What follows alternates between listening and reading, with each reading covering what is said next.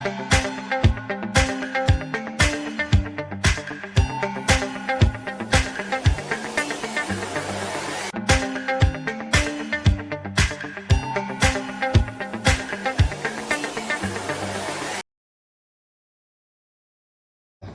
बंगाल के विधानसभा चुनाव को लेकर भवानीपुर केंद्र के संयुक्त मोर्चा समर्थित कांग्रेस के उम्मीदवार मोहम्मद शादाब खान से बातचीत। उन्होंने कहा कि हम भवानीपुर जनता के साथ सब समय रहेंगे। हम कोई बड़ा नेता नहीं हैं, हम साधारण आदमी हैं। और उन्होंने कहा कि सरकार बनती है तो सबसे पहले महंगाई कम करने का काम, इलेक्ट्रिक 200 यूनिट फ्री करने का काम, रोजगार के लिए खाली जगहों पर भरने का काम करेंगे। और क्या क्या कहा उन्होंने आइए जानते हैं। সামনাসামনি উনি হয়েছেন, আমরা পেয়েও গেছি তার অমূল্য সময় নষ্ট করে। আজকে শাদাব খানকে সংবাদ মাধ্যমের তরফ থেকে কিছু প্রশ্ন করা হচ্ছে। আমি পুরো কনফিডেন্সে আছি, আমি সব লোকের ভোট পাবো। আর আমার উল্লেখ আছে সবার সেবা করার, সে আমি করব। আপনারা আগের দিনও দেখেছেন সব সময় যত লড়াই হয়েছে, সে রান্না গ্যাস হোক বা ডিজেল পেট্রোল হোক, সিএসসির হোক, সবেতে আমি রাস্তায় নেমেছি। আমি পুরো ভবানীপুরে পুরো কেন্দ্রে যত ভোটাররা আছেন, যত পাবলিকরা আছেন, সবার সাথে আমি আবেদন করছি আমাকে ভোট দিন।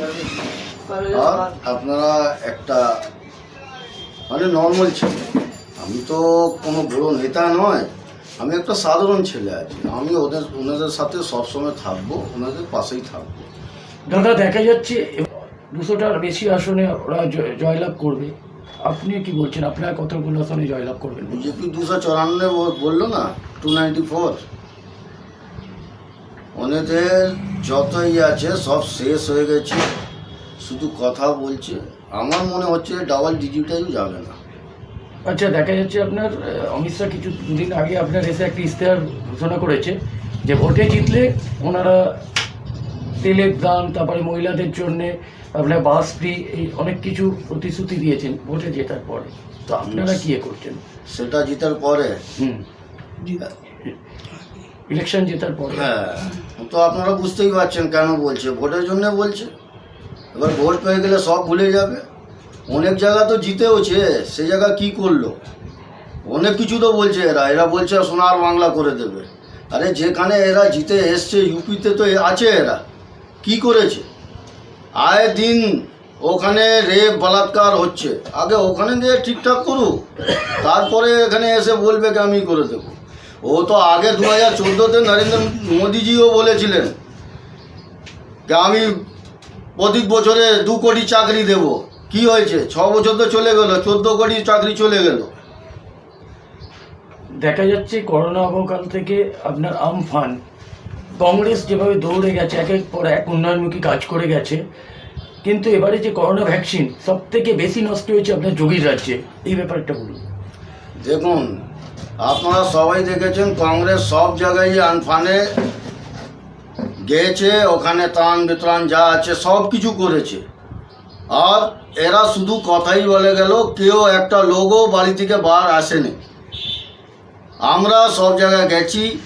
আর একটা এই যে টিএমসি, ওখানে তো আরও খাদ্য মানে অনেক রকমই ত্রাণ চুরি হয়েছে, তারপরে যে খাওয়ার যত ছিল চাল চুরি, এইসব চুরি সব তো হলো। আর কি বলবেন এই দুটো पार्टी आने से क्या क्या करिएगा भवानीपुर में? हम आने से देखिए, हम साफ तौर पे हम लोग आगे ही बोला है कि सबसे पहले जहाँ पे जो महंगाई बढ़ा हुआ है उसको सबसे पहले कम करना होगा, क्योंकि डीजल पेट्रोल का दाम जिस तरह से बढ़ रहा है। अब वो बोल रहे, दीदी बोल रहे हैं कि मोदी बढ़ा रहे हैं। अरे जब उसमें जो टैक्स लग रहा है तो उसमें तो बंगाल का भी है, उसमें केंद्र का भी होता है, राज्य का भी होता है। दाम बढ़ रहा है, अब राज्य का टैक्स छोड़ देना, दाम कम हो जाएगा।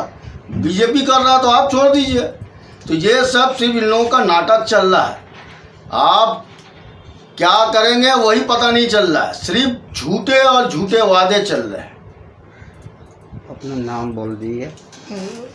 और हम लोगों का सरकार में आने के बाद में ये भी था कि हम लोग सरकार में आएंगे तो सबसे पहले जिससे लोग बहुत ही ज़्यादा परेशान है, ये इलेक्ट्रिक बिल को लेकर। इलेक्ट्रिक बिल का जो मामला है, हम लोग सरकार में आते हैं तो सबसे पहले 200 यूनिट फ्री करेंगे, जो मीडियम क्लास लोग, गरीब लोग के घर का लाइट जल सके, क्योंकि कारोबार तो ख़त्म हो गया है, रोज़गार है नहीं।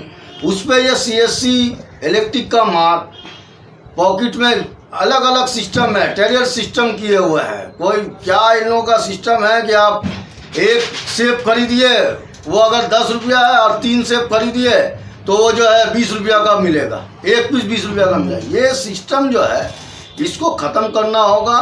वेस्ट बंगाल के अंदर जिस तरह दूसरे प्रदेश में भी है, CSC इलेक्ट्रिक का बिल 200 यूनिट फ्री करना होगा। ये हम लोगों की दावी है। हम लोग सरकार में आते हैं तो हम लोग इसको पूरा करेंगे। जो खाली जगहें हैं जहाँ पे नौकरी नहीं दिया गया, उस जगह को भरा जाएगा। यहाँ पे महंगाई जिस तरह से बढ़ रहा है उसको कम किया जाएगा। और हम लोग सरकार में आते हैं तो ये जो लूटा हुआ पैसा है, चिट फंड, शारदा, नारदा, ये सब का पैसा पब्लिक तक वापस हम लोग पहुँचाने का काम करेंगे। ठीक है।